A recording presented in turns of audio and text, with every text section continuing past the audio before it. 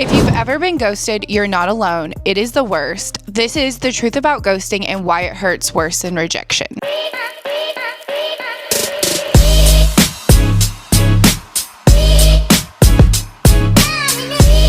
Okay, I know I kind of ghosted, but it's Halloween week, so at least the timing is on brand. Whether you've been ghosted, done the ghosting, or are still pretending you don't care, this one is for you. Today, we are talking about why ghosting hurts so bad, how to actually move through it, and what to do when you're the one that feels like disappearing. I'm also going to share a few personal stories because yes, I've been ghosted, and yes, it sucked. If you're new here, hi, I'm Montana. I am your single bestie. I make videos about confidence, solo travel, dating, and learning how to stop abandoning yourself in relationships. I just got back from spending a few months in Europe, chasing clarity, coffee, and apparently emotional plot twists that will come.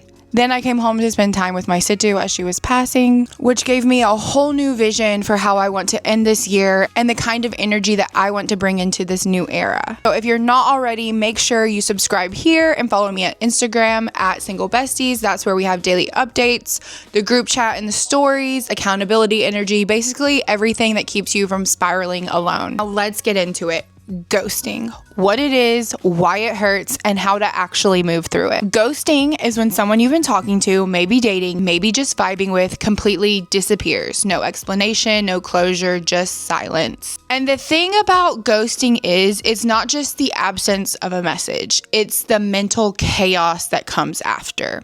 You start replaying every text, wondering what you did wrong, trying to decode something that probably has nothing to do with you. Why does it hurt though? It hurts worse than rejection because it leaves your brain in limbo. We crave resolutions as humans, even if it's not what we want to hear. Rejection at least gives you like a full stop. Ghosting is just like an unfinished sentence. And when something is left open-ended, your brain tends to fill the blanks. Usually with self-blame. Maybe I said too much. Maybe I was too available. Maybe they met someone better. But the truth? Ghosting says nothing about your worth. It says everything about their emotional capacity. Someone who ghosts you is someone who cannot handle discomfort, and that's not your job to fix. I have been ghosted a couple of times. What kind of single bestie would I have been if I hadn't? And honestly, it hit harder than I expected every single time because it wasn't about losing the person. It was about losing the illusion of connection. It's that weird heartbreak when you're not even sure you're allowed to be sad because technically nothing happened, but it did. You built something in your head and it disappeared with no warning. That alone deserves to be acknowledged. So if you've been ghosted, here's your permission to stop pretending that you don't care. You cared, and that's what makes you human. Here's what I've learned. The only way to move through ghosting is to reclaim your power, meaning you stop waiting for answers that aren't coming. You delete the thread, you mute the notifications, you journal what you wish you could say, and then you close it. You don't need closure from someone who couldn't even communicate. You give yourself closure when you decide the story doesn't need another chapter. And most importantly, don't let ghosting harden you. Let it teach you what you deserve: consistency, honesty, and emotional maturity.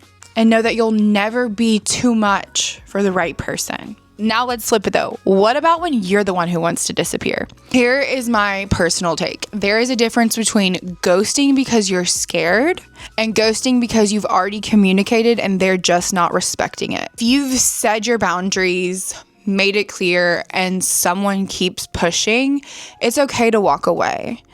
That's not ghosting, that's self-respect.